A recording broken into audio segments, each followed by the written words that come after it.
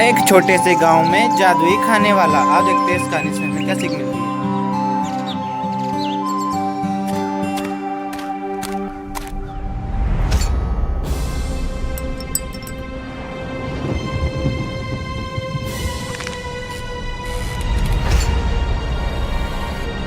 अरे अरे अरे कमाल हो गया।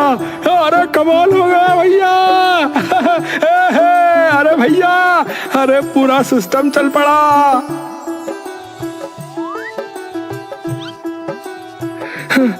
अरे भाइयों, अरे थारे पैर पड़ू मैं। अरे भाइयों, तू तो भगवान है भाइयों। सभी लोग उठ के जोर जोर से ताली बजाने लगते हैं। तालियों की आवाज बढ़ने लगती है। अरे उठ जा, अरे उठ जा निर्मोय। अरे पापा क्या हो गया? हैं? अरे क्या हो गया? अरे दिन चढ़ गया। अरे सांझ तक सोता ही रहेगा क्या? हैं? चल उठ। शंकर आंख मसलते हुए बेड से उठता है। अरे नीचे आ जल्दी, दुकान खोलने का टाइम हो रहा है। प्रभु ये कहकर नीचे चल देता है।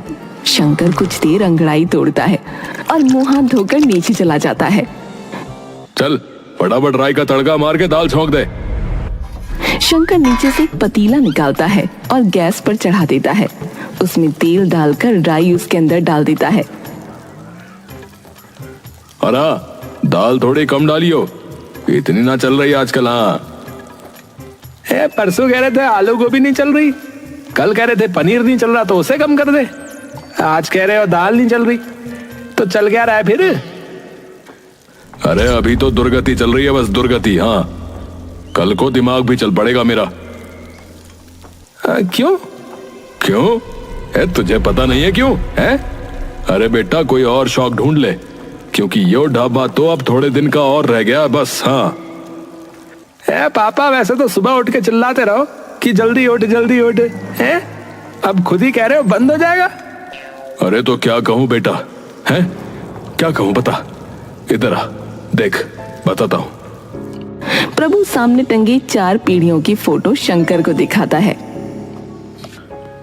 देख, यो है तेरा परदादा चमन पीला भोगराज, जिसने खाने में ऐसी चीजें डालना शुरू की कि पूरा गांव उनका दीवाना सा हो लिया। क्योंकि एक तो खाने में स्वाद बढ़िया और ऊपर से भोजन सबका स्वास्थ्य भी एकदम ठीक कर देता था। और बेटा, स्वास्थ्य, भोजन और स्वाद बड़ी मुश्किल से लोगों को एक साथ मिलता है बेटा, वरना तो तोरी घिया तो सभी बना रहे हैं अपने घर में। प्रभु अपनी उंगली शंकर के दादा की तरफ करता है, जिनकी बड़ी बड़ी मूंछें होती हैं। और यो है मेरे बाबूजी, यानी तेरे दादा चकोर चंदन भोगराज। जब सभी हमारे बड़े दादा के खाने को इतना मानने लगे ना, तो बाबूजी ने यह ढाबा खोला, भोगराज वैद्य ढाबा, जहां लोग खाना खाकर अपनी बीमारी का इलाज कराते थे बेटा। बाबूजी ने तो ऐसा कमाल कर दिया कि उनका दाल चूरमा खा के एक अपाहिज इंसान चल पड़ा भाई। नहीं यार पापा, ऐसे थोड़ी होता है, ऐसे कैसे हो सकता है? अरे मान नहीं रहा है? अरे तुझे पता है हमारे घर में कभी किसी औरत ने खाना नहीं बनाया, पता है तुझे? सिर्फ हमने बनाया है। तेरी माँ ने तो रसोई में झांक के भी नहीं देखा, बता रहा हूं। तभी अंदर से उसकी पत्नी निकल कर आती है। बर्तन धोने और रसोई साफ करने तुम्हारी स्वर्गीय माँ नहीं आती थी? और ये कहकर वापस अंदर चली जाती है। ये क्या अलार्म सा बज पड़ा क्या एकदम से? क्या हुआ ये? अरे हाँ, तो मैं ये कह रहा था बेटा कि उस चमत्कार के बाद तो ढाबे पे लाइन लग गई। हाँ, लेकिन फिर आया मैं, प्रभु भोगराज, और बाबूजी भी चल बसे उस वक्त। और उसके बाद तो बचा ही कुछ ना। जब से मैंने बागडोर संभाली, तब से बेड़ा ही गर्क होता गया ढाबे का। अरे पापा, वही तो मेरा सवाल है हमेशा से कि ऐसा हुआ क्यों? वो क्या डालते थे ऐसा भाई खाने में, और आपको क्यों नहीं पता उस चीज के बारे में? बोलो। अरे बताया ही नहीं कभी, बस इतना पता है कि कोई खास सामग्री थी जो किसी जगह से लाते थे जाके। अब मैं वो चीज नहीं ला पाया और धंधा धीरे धीरे ठप हो गया। तो फिर इसे बंद करके क्या करोगे? अरे वो छोड़, तू जाके दाल छौंक दे जा। पुश्तैनी दुकान है पापा, ऐसे कैसे बंद कर सकते हो आप? अरे बेटा, पुश्तैनी हो चाहे कल खुली हो, बिना पैसों के कोई दुकान नहीं टिकती। शंकर चुपचाप दाल बनाकर बाहर चला जाता है। यार, यहाँ रहना तो मेरा दिमाग फाड़ देंगे ये। चलो रघु से ही मिलके आते हैं थोड़ी देर। शंकर मैदान में जाकर देखता है तो रघु अपने दोस्तों के साथ बैठा होता है। शंकर, शंकर दूर से हाथ उठाकर उसे सलाम करता है। क्या हाल है भाई के? बस सब बढ़िया। आज इतनी सुबह यहाँ कैसे भाई? अरे बस वही रोज की महागाथा यार। क्या हुआ है? फिर कुछ दिक्कत आ गई क्या ढाबे में? अरे यार, रोज का एक ही ड्रामा यार है। आज ये कम कर दे, आज वो कम कर दे, और आज तो कहते हैं कि कुछ और ढूंढ ले भाई। अरे जब खून में खाना बनाना है तो क्यों कुछ ढूंढूं है? तभी रघु का एक दोस्त शंकर से कुछ पूछने लगता है। भाई शंकर, तुम्हारा खाना बनाना तुम्हारे खून में था है? मतलब? अरे पूरे गांव को पता है कि तुम्हारा ढाबा तभी तक चला जब तक तेरे दादा थे। तुझसे मतलब? और तुझसे बात की क्या? अरे सच ही बोल रहा हूं, मेरे पापा ने खूब कहानियां सुनाई हैं तेरे खानदान की। एक अच्छा भला चलता ढाबा तुमसे नहीं संभाला गया और अब मेरे पे चौड़ा होके दिखा रहा है। ढाबा चले ना चले, तेरी टांगे तोड़ गए, तुझे चलने के लायक नहीं छोड़ूंगा, बता रहा हूं। हाँ। एकदम से सात्विक शंकर की ओर गुस्से से देखता है और शंकर भी उठकर सात्विक का कॉलर पकड़ लेता है। तभी रघु और आमिर मिलकर दोनों को छुड़ाते हैं। अरे दिमाग खराब है तुम दोनों का है? फालतू की बात पे लड़ रहे हो? शंकर, तू घर जा, चल, मैं आता हूं थोड़ी देर में तेरे पास। शंकर वहां से गुस्से में निकल जाता है और जाकर चाय की टपरी पर बैठ जाता है। एक चाय कर देना भाई। जी भैया जी, अभी करता हूं। ठीक है। शंकर उधर बैठा इंतजार कर रहा होता है कि तभी वहां एक गरीब सी माँ अपने बीमार बच्चे को लेकर उसके पास आती है। उसका बच्चा उसकी गोद में इस तरह से पड़ा होता है जैसे कोई शव हो। उसका चेहरा एकदम पीला पड़ चुका था। अरे बेटा, कुछ खाने को दे दे, अल्लाह तुझे खूब रहमत बख्शेगा। मेरे बच्चे ने 2 दिन से कुछ नहीं खाया है, दे दे बेटा।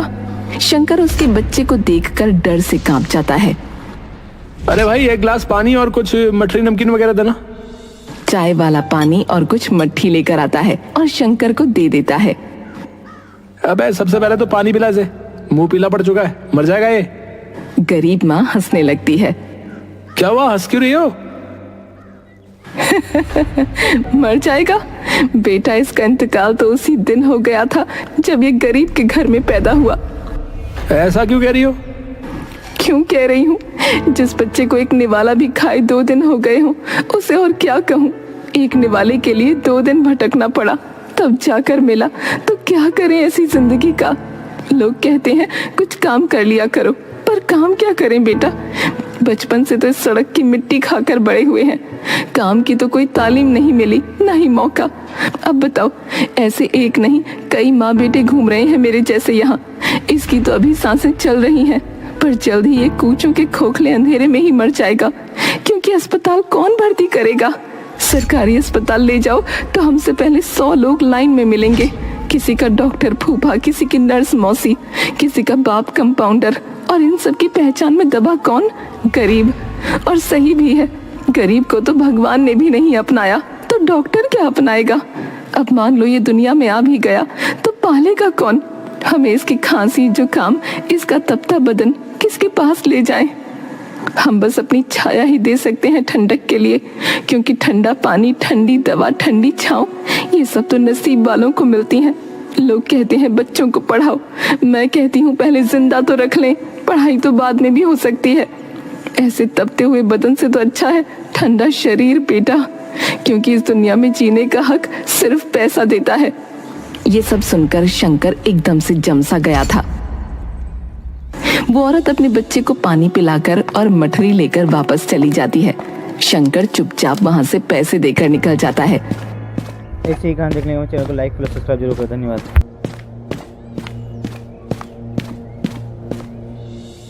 तभी जाते जाते गांव का सरपंच उसे देख लेता है। अरे ओ शंकर। नमस्कार मुखिया जी। अरे नमस्कार बेटुआ, नमस्कार। है? अरे क्यों इतना मुंह लटकाए चले जा रहे हो? क्या हो गया, क्या हुआ? कुछ नहीं मुखिया जी, बस ऐसे ही। अरे क्या दुकान वगैरह में कोई दिक्कत विक्कत चल रही है क्या? अब चल तो रही है मुखिया जी, आपको तो पता ही है दादा के जाने के बाद क्या हाल हुआ है। हाँ वो तो है। तुम्हारे दादा और परदादा तो जादूगर थे भैया। अरे गरीब तुम्हारे दादा को पता है क्या कहते थे?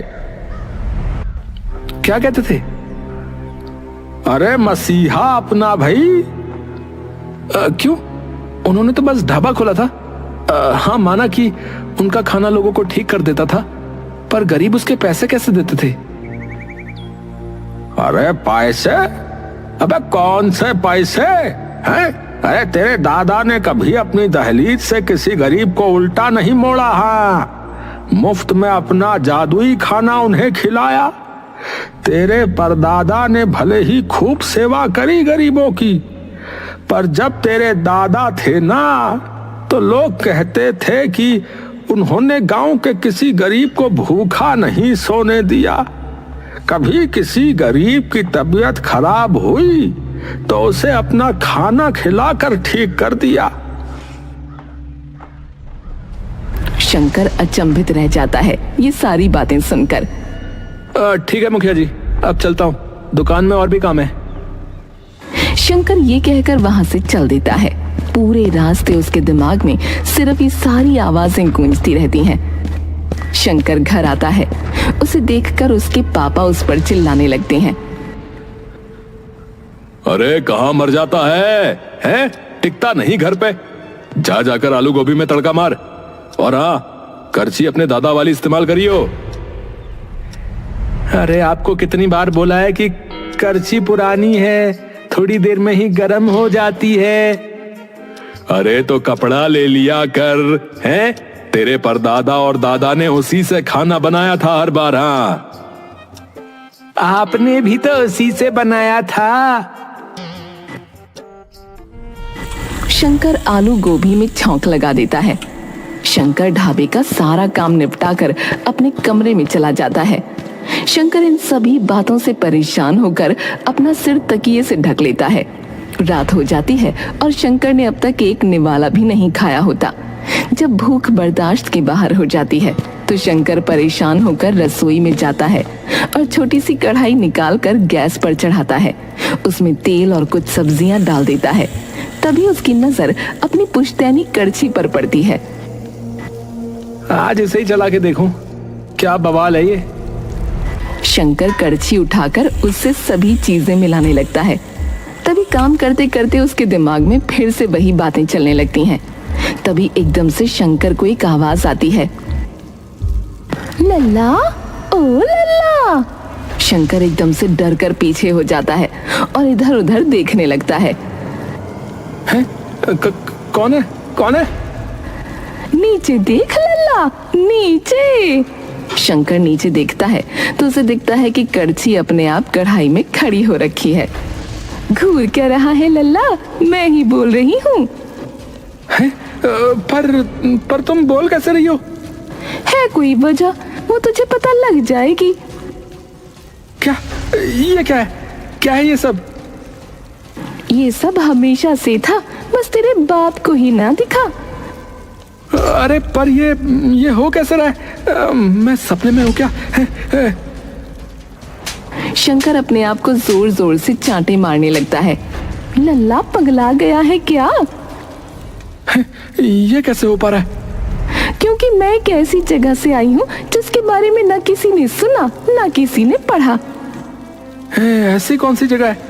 और क्या आप पापा से भी बातें करती हो क्या यूं ही? लल्ला अगर तेरे पापा से बात कर सकती तो आज ये ढाबा बंद कराने की नौबत ना आई होती। मतलब? तुझे ये पता है क्या कि तेरे दादा परदादा अपने खाने में ऐसा क्या डालते थे जिससे बीमार से बीमार इंसान भी ठीक हो जाता था? नहीं पता। क्या था वो? सप्तधारा रस। सप्तधारा रस? पर ये लेके कहां से आते थे? नीरमंडल से। ये क्या है और कहाँ है? कहाँ है ये तो नहीं बता सकती। ये जवाब तो तुम्हें अपने परदादा की किताबों में ही मिलेगा लल्ला, जहाँ उन्होंने अपने सभी खाने की सामग्री लिख कर रखी थी। शंकर थोड़ी देर कड़छी की ओर देखता रहता है और एकदम से कड़छी को उठाकर अपने दादा के कमरे में भाग जाता है। शंकर अलमारी खोलकर नीचे से एक संदूक निकालता है जिसे कपड़े से ढका हुआ है। शंकर वो संदूक खोलकर उसके अंदर से अपने परदादा की खाने की सामग्री वाली किताब निकालता है जिसका नाम है मेरी रसोई। शंकर उस किताब को खोलकर उसके सारे पन्ने पलटने लगता है। कमल, ककड़ी के बेल, जल भिंडी, जल मूली, वारुणी फली, नीलकंद, ये क्या है? क्या हुआ लल्ला? अरे मैं ये सोच रहा हूँ कि ऐसी कोई भी चीज हमारे पूरे खानदान में कभी नहीं बनी। मैं ना ये लिख कर दे सकता हूँ। दादाजी ने कभी ऐसी किसी चीज का कोई जिक्र भी नहीं किया। तो सोचो फिर क्यों उन्होंने ये सब लिखा है? क्या पता तुम्हें तुम्हारा जवाब मिल जाए। शंकर सारे पन्ने पलटता है। तभी आखिरी पन्ने पर उसे कुछ कमल के पत्ते बने दिखते हैं जिनके बीच में एक बड़ा सा कमल का फूल होता है और अंत में कुछ लिखा होता है। ये क्या लिखा है? पाताल से थोड़ा ऊपर और पानी के थोड़ा नीचे, जहां जड़ आसमान में होगी और पत्ते पत्तियां जमीन पर, वहीं जीवन मिलेगा तुम्हें अष्टभुजाओं को जीतकर। पता चला? पहेली का तो पता नहीं, पर जगह का पता चल गया। पर मेरा एक और सवाल है आपसे। पूछो। ये सब पापा को क्यों नहीं सुनाया दिखा? क्योंकि उन्होंने कभी देखना नहीं चाहा। उन्होंने सिर्फ ये देखा कि ढाबा अच्छा चल रहा है तो खाने का रेट बढ़ा देते हैं, और जिन गरीबों को तुम्हारे दादा यहाँ खाना खिलाते थे उन्हें भी यहाँ आने से मना कर दिया। पर तुम्हारा मन तुम्हारे दादा की तरह ही दया भाव वाला है, इसीलिए तुम्हें ये सब दिखा। सूरज चढ़ते ही शंकर घर से भाग निकलता है और सीधा जाकर गांव के तालाब के पास पहुंचता है जहां कई सारे कमल के पत्ते पानी में लहरा रहे होते हैं और उनके बीच एक कमल का फूल होता है। शंकर सीधा पानी के अंदर कूद जाता है और उस जगह को ढूंढने लगता है। हर थोड़ी देर में शंकर पानी के ऊपर आकर एक गहरी सांस भरता और फिर नीचे चला जाता। पर जैसे ही वो और गहराई में जाता है उसे पानी में एक रोशनी की किरण चमकती दिखती है। तभी उसे वो पहेली याद आती है जो उसके दादाजी की किताब में लिखी थी। पाताल से थोड़ा ऊपर और पानी के थोड़ा नीचे, जहां जड़ आसमान में होगी और पत्ते पत्तियां जमीन पर, वहीं जीवन मिलेगा तुम्हें अष्टभुजाओं को जीतकर। शंकर उस किरण की ओर बढ़ता है और जैसे जैसे वो किरण की ओर बढ़ता जाता है रोशनी उतनी गहरी होती जाती है। जैसे ही वो उस रोशनी के अंदर जाता है वो एकदम से किसी और दुनिया में पहुंच जाता है। चारों तरफ सिर्फ हरियाली, औषधियां और सब्जियों की महक से उसका मन प्रफुल्लित हो उठता है।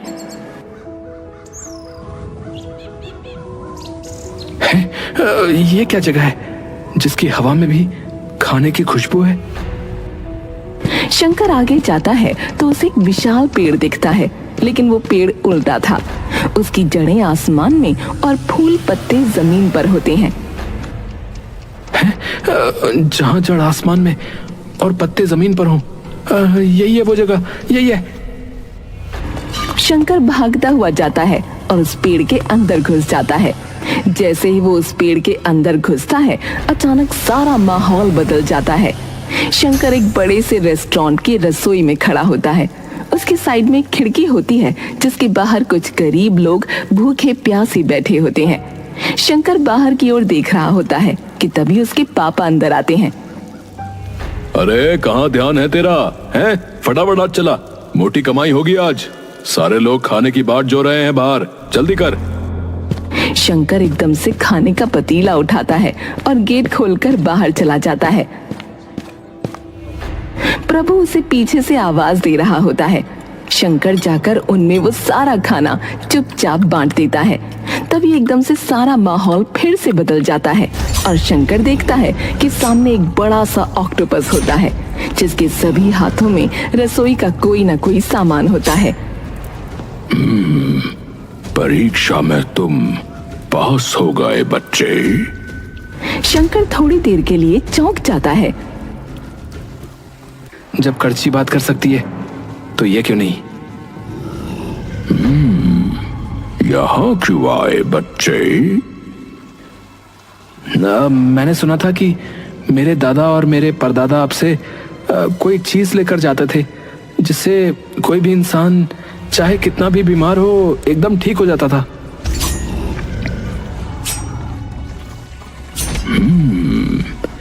तुम्हारा मतलब सप्तधारा रस से है? हाँ हाँ, वही। उससे पहले मेरे एक सवाल का जवाब देना होगा तुम्हें। जी पूछिए। क्यों लेकर जाना चाहते हो ये रस? शंकर एक गहरी सांस भरता है। अपनी शांति के लिए। कल ना मैं ठीक से सो पाया, ना ही ठीक से कुछ खा पाया। मन में सिर्फ एक सवाल की, जिनके सिर पे कोई छत नहीं, क्या उन्हें आज रात कुछ खाने को मिला होगा? जिनके बच्चों के शरीर दोपहर में तप रहे थे, क्या उन्हें कोई दवा मिली होगी? या उनका शरीर एकदम ठंडा पड़ गया होगा? बस इसीलिए चाहिए, ताकि रात को वो भी और मैं भी चैन से सो पाऊं। ऑक्टोपस शंकर की ओर देखकर मुस्कुराता है और एक बड़ी सी शीशी निकालकर उसे दे देता है, जिसमें 7 रंगों का एक रस होता है। अरे ये कितना सुंदर है, पर इसमें ऐसा क्या है? जिसने ये जगह स्थापित की उसी ने इसे बनाया था। पौराणिक कथाओं में तो ये कहा जाता है कि ये उन्हीं तत्वों से बना है जिससे संजीवनी बूटी बनी थी।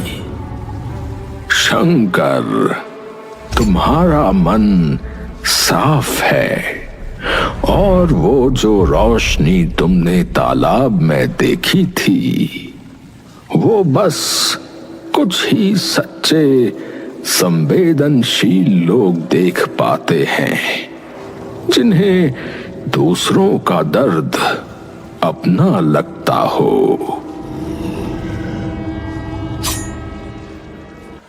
शंकर चुपचाप उनके सामने सर झुकाता है और वापस अपने घर आ जाता है। सामने खड़े उसके पापा उसका इंतजार कर रहे होते हैं। अरे कहाँ डूब आया? अरे आप बड़े बर्तन निकाल के रखो, आज गांव के सभी गरीबों का भोज होगा। भोज होगा? क्यों भाई? क्योंकि मुझे अब शांति से सोना है।